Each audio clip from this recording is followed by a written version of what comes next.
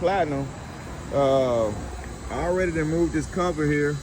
It normally have a cover here, and it got some clips that need to be removed, and then it got about 4 10 milliliter bolts that need to be removed here also. Once you get all those removed, this cover here sits like this.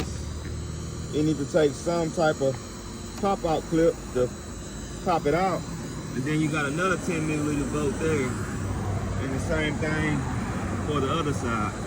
And once you get those removed, then you got is 4 clips underneath here.